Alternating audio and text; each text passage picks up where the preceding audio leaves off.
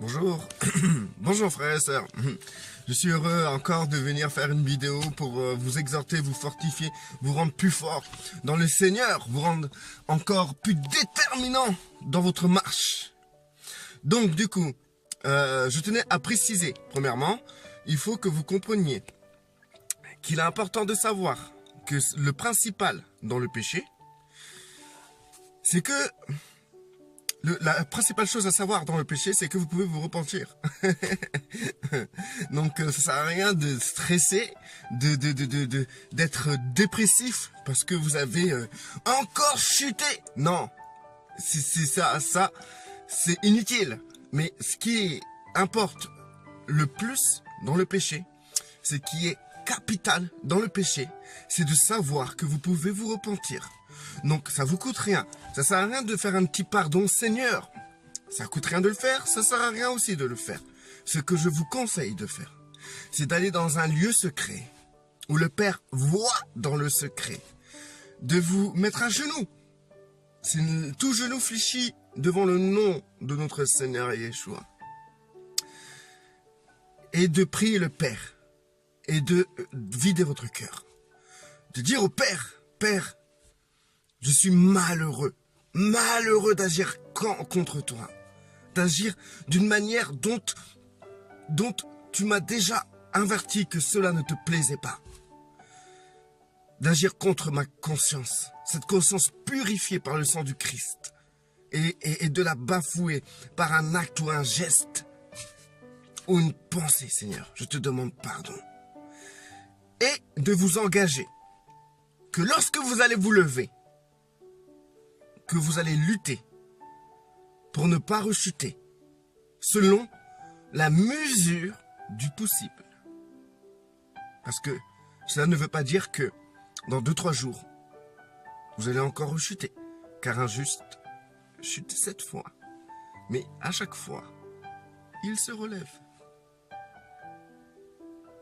Donc, arrêtez de vous morfondre, de culpabiliser. Mais passez à l'action, allez dans un lieu secret et réglez ça avec le Père. Voilà. Mais le sujet de la vidéo ne concerne pas cela. Il concerne plutôt un sujet que j'ai pu remarquer chez beaucoup de personnes envers qui j'ai pu parler. Plus d'une fois. Ma femme aussi y compris. Ce sujet, c'est que en fait, surtout chez les femmes, et ben en fait, elles vont se morfondre ou se culpabiliser ou garder un fardeau inutile qui est la misère des autres. Elles vont s'inquiéter pour les autres. Elles vont comment dire, tout le temps réfléchir pour les situations malheureuses que d'autres personnes peuvent vivre. Et ça, c'est des situations difficiles parce que c'est comme si elles-mêmes, elles vivaient ces choses-là. Et donc, cela crée indirectement dans le cerveau tout un système de trucs qui se passent dans la tête, quoi, en fait. Hein, et ça crée que les personnes peuvent déprimer, peuvent être malheureuses, tristes, à être pas bien. Et donc, toutes ces choses-là que les personnes vont porter sont des choses qu'elles ne doivent pas porter en réalité. Parce que, premièrement, c'est pas leur problème. Deuxièmement, cette façon de compatir, le Seigneur n'a jamais demandé de porter le fardeau des autres de cette manière-là, et ni de souffrir, car la souffrance que les personnes vont avoir, ça sera des souffrances totalement inutiles. Ça va pas changer la situation des autres personnes. Souffrir pour une autre personne n'arrange pas sa situation. Donc, du coup, j'ai dit à ma femme quelque chose, waouh, c'était magnifique ce que j'ai dit et tout. Presque, je voulais l'écrire en lettres d'or sur une feuille et le mettre sur le frigo et tout, tellement que j'ai trouvé que c'était très très inspiré et tout. Donc, c'était tout simplement cette pensée-là qui m'était venue, c'est que j'ai dit à ma femme, et ça concerne des tas et des tas d'autres personnes, hein, des hommes aussi, il faut pas oublier, hein, les hommes, ils sont très sensibles aussi. Hein. Je lui ai dit ainsi les choses. Si ça ne sert à rien de t'inquiéter pour les autres si tu ne mets pas, si tu ne pries pas pour eux. Voilà. Ça sert à rien de t'inquiéter pour les autres si tu ne pries pas pour eux. J'ai plutôt dit ça comme ça. Ça sert à rien de t'inquiéter pour les autres si tu ne pries pas pour eux. Bon, du coup, ça m'a inspiré, quoi. Je me suis dit, mais c'est vrai ça. C'est vrai ça. C'est cette fausse humilité d'un côté, hein. Cette humilité qui n'apporte rien. Cette compassion qui n'amène à rien. Cette souffrance qui n'amène à rien. Eh ben, en réalité, c'est perdre son temps, quoi. C'est perdre son temps et c'est surtout, on n'arrange rien. On n'arrange rien. Mais par contre, si vous avez des fardeaux, si vous avez cette souffrance pour autrui, pour les autres personnes, que vous voyez dans la galère, que vous voyez souffrir, que vous voyez vivre des choses difficiles, eh ben, au lieu de vouloir prendre un peu de leur douleur et la porter inutilement, vous n'êtes pas Christ, hein. C'est pas vous qui avez été sur le bois en portant tous les péchés et les fardeaux et les meurtrissures du monde. Vous n'êtes pas Christ pour ça. Mais il y en a un qui l'a fait. Christ l'a fait.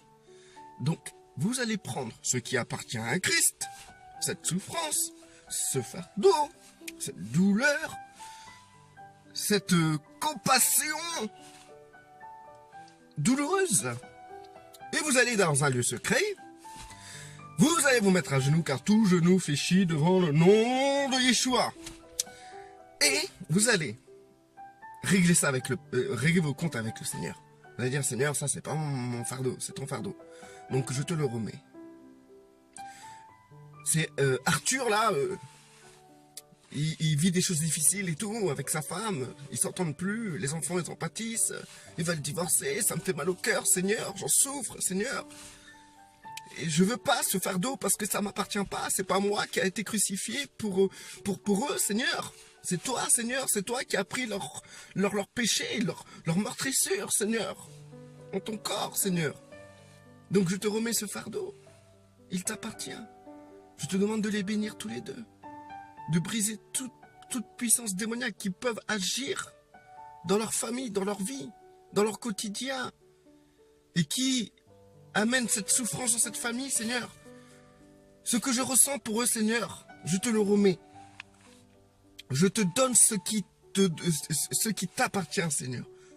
Je ne veux pas usurper ton rôle, Seigneur. Donc je te donne ce fardeau.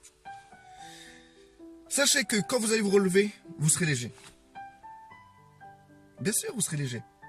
Les personnes ne comprennent pas que l'intercession, c'est un fardeau qui vient dans notre cœur que le Seigneur lui-même amène pour que nous, hommes sur la terre, nous puissions venir vers le Seigneur et lui dire de lier ce qui a lié sur la terre pour que le Seigneur puisse le lier dans le ciel ou délier ce qui est sur la terre pour que le Seigneur puisse délier ce qui est dans le ciel. Donc, du coup, ce fardeau que le Seigneur met dans notre cœur, ça ne nous appartient pas. Nous devons lui remettre, car le Seigneur a besoin d'intercesseurs sur terre. Le Seigneur a besoin d'hommes et de femmes qui viennent prier pour les autres, qui viennent avec un fardeau dans le cœur, et qui puissent ouvrir les portes des cieux par une prière, pour que le Seigneur puisse agir envers eux, envers les personnes pour qui on a un fardeau. Ça sert à rien de rester dans votre camp et souffrir pour une situation envers autrui. Même pour vous-même. Si vous avez un fardeau pour quoi que ce soit envers vous-même, c'est Christ qui a porté cela pour vous. Il faut lui remettre ce fardeau. Il faut lui remettre ce qui lui appartient. Pareil que pour vos maladies. Pareil pour toutes choses. Même votre besoin de manger et de vous vêtir ne dépend même pas de vous. Car Christ a dit que cela, ce sont les affaires du Père. C'est le Père qui s'occupe de votre manger, de votre boire et de quoi vous allez être vêtus. Donc si vous vous inquiétez même pour ce genre de choses, il faut le remettre au Seigneur. Car c'est pas votre souci, c'est pas votre problème. Donc, au lieu de rester là, dans une forme de souffrance quelconque, pour autrui ou pour vous-même, n'oubliez pas que tant que vous resterez dans cette forme de compassion dans votre cœur, vous n'allez jamais, au grand jamais, résoudre ce problème en faisant marcher votre machine intellective, votre cerveau quoi, votre intelligence, pour résoudre quel que soit les problèmes des autres ou votre problème. Vous n'allez jamais avancer de cette manière. Mais par contre, si vous mettez les choses à leur place, donnez à César ce qui appartient à César, et donnez à Dieu ce qui appartient à Dieu, vous allez trouver un équilibre dans vos émotions, dans votre intelligence, et vous aurez votre volonté libre pour pouvoir avancer plus vite. Parce que chaque fardeau que vous voulez porter est un poids qui ralentit votre marche. Libérez-vous de cela.